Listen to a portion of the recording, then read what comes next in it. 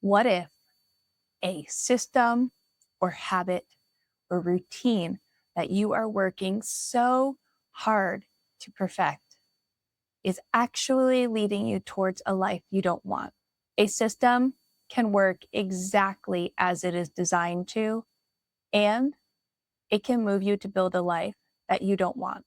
Today, I want to talk to you about two problems and one solution to stop building a life you don't even want. Because we see a morning routine on social media or watch a YouTube video, get up at 5 a.m. and do a cold plunge. Or there's a cleaning schedule, a new app, a new blog about what room should you clean on Saturday. Or there's a workout plan, a content system, or even a color coded bullet journal with stickers and systems within systems to keep you on track. You get the point.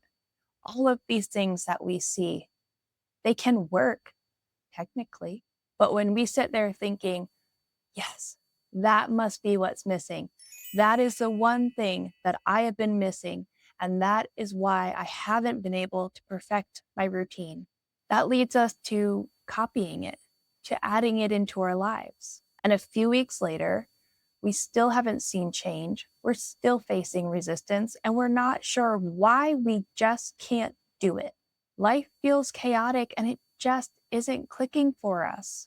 I want you to consider maybe you're not failing, but maybe you never asked if that system or habit or routine actually fits your life. Hi, I'm Kay. Welcome in or welcome back. I talk about intentional living, about building a life you don't have to recover from. I believe our lives should bend and not break when we're thrown curveballs and real life happens and gets messy. I started this channel as a way to blend my coaching work I do along with my personal soft season journey into living more intentionally. I'm so glad you're here. Let's dive into it. So I think we can become very good at maintaining a life that was never even ours to begin with. There's two problems here. We are building lives that potentially we picked up online, not ones that we chose. And if we're going to be intentional with building a life we want, we have to face these problems. Number one, I think sometimes we're borrowing answers from people before we're actually defining our own problem. We see a routine or an aesthetic that looks very calm, very productive, aspirational. We see that cold plunge at 5 a.m. We see that perfect planner. We see their meal schedule, their cleaning routine, their habit tracker, and we think, of course, this is the missing piece for me. I haven't been able to stick to a morning routine, so I must have the wrong one. I haven't been able to stick to a planner and fill out every page, so maybe I have the wrong planner. But this isn't the problem that we're defining. It's not which planner should I use. What we should be asking is how do we want our days to feel? That is the problem. That is the thing we must define first. Do we want our days to feel like a 5 a.m. cold plunge? Or like me, do we want our days to feel like an easy, slow morning merging into our kids' routines? Do we want to feel like that person who checks everything off a list? Or are we more okay with just having a few sticky notes that we write on and throw out at the end of the day when we're done with them? Are we actually the person who wants to do laundry every day? For me, that actually adds more stress thinking, did I start the laundry today? We assume these are missing pieces because they're working for someone else. But unless we know what we want our days to feel like, we can't just borrow their answers because they might not be the right answer. The second problem that we often face is we add too much too fast. And I know I have talked about this before. I have talked about capacity, about not overfilling your cup, about not saying yes to too many good things, because we oftentimes bite off more than we can chew. We get one routine working. We wake up every day to our alarm for a week and we think, I've got this, I've nailed this, let me add something else.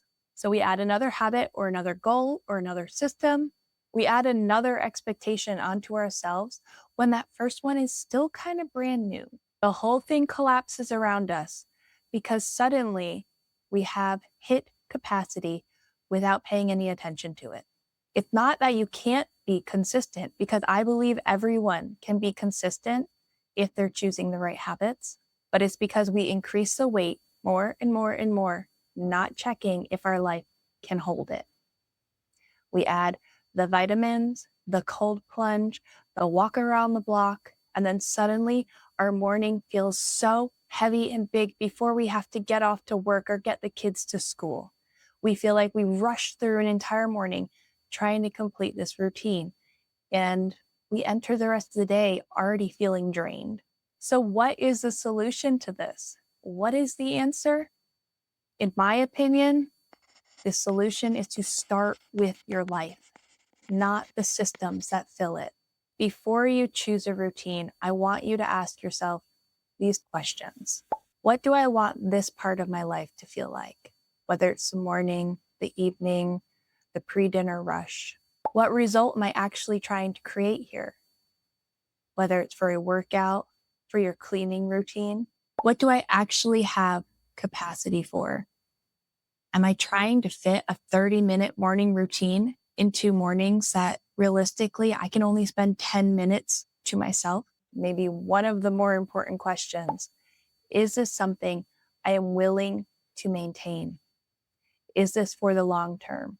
Is this something that when I look at my life in 10 years, I will be happy to still be waking up and doing this every day, having this a part of my life?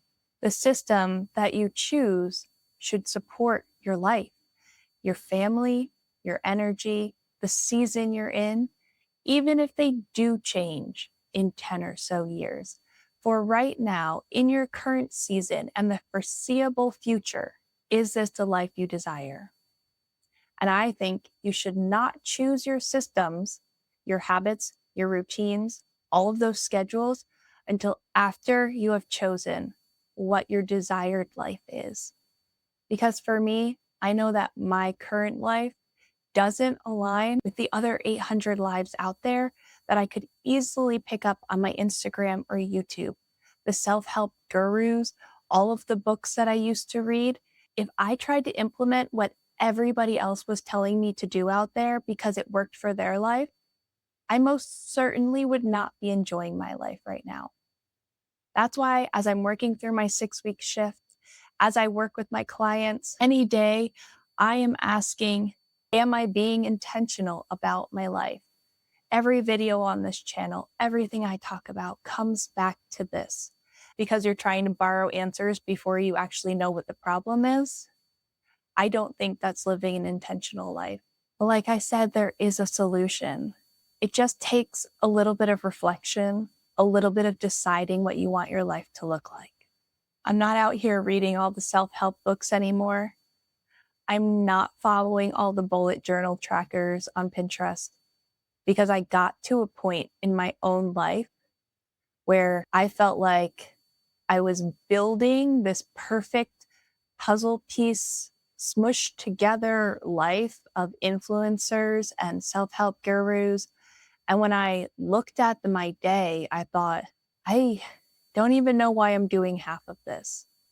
And that got me to the point I'm at now, where I am living each day doing the things I actually want to do, knowing that they support my life going forward. And as always, if you need help with this, I am a accountability and habit coach, and I can help you sort through the mess. I can help you choose the routines that actually fit your life, and then I stick with you through them so that you actually make progress on them. My one-on-one coaching is always open for you. But I also currently, because of my 6-week shift video that I just posted, the new series that I'm doing in my life to live out the messy middle, to live out this kind of picking schedules and routines, I launched a free Telegram chat, and you can join me in there for free just to have a space to check in, to ask questions, to celebrate your tiny wins, to say, hey, I'm making shifts in my life to live more intentionally. I would love to have you there or in my one-on-one private coaching. Either way, all the links are where they should be. And I am so glad you were here today. I hope this was helpful. I'll see you in the next one. Bye.